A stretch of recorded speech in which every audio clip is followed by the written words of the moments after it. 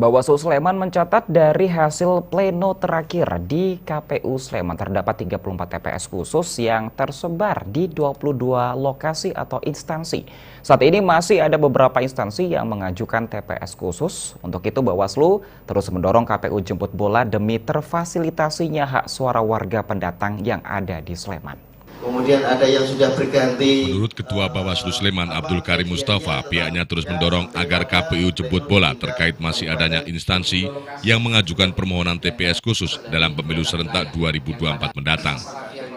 Bawaslu mencatat dalam hasil pleno KPU saat ini terdapat 34 TPS khusus yang sudah tercatat dan tersebar di 22 instansi.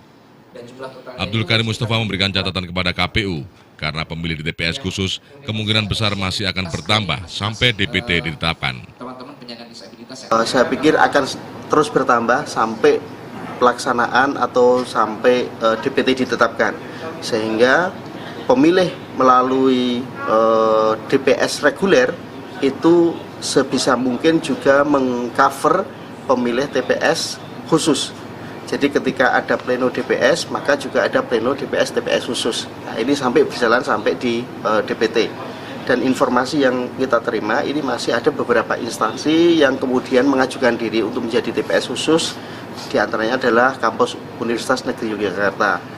Dan beberapa kampus yang lain yang ini kita sarankan kepada KPU agar bisa menunda ataupun memperpanjang proses pendaftaran pemilih di TPS khusus. Dari data yang ada di Bawaslu saat ini, masih ada beberapa instansi yang mengajukan TPS khusus, salah satunya Universitas Negeri Yogyakarta. Dalam DPS-TPS khusus hasil pleno KPU, terdapat 7.315 pemilih. Dari 22 lokasi TPS khusus, hingga saat ini terbanyak di Universitas Gadjah Mada, yakni 7 TPS. Menurut Bawaslu, meskipun di UGM terdapat 7 TPS, namun belum memadai. Mahasiswa di UGM itu sebenarnya mencapai 50 ribuan. Nah, 50 ribuan sementara yang baru terdata baru 2 ribunya, 2.000 sekian pemilih. Jadi masih, rentangnya masih cukup jauh gitu.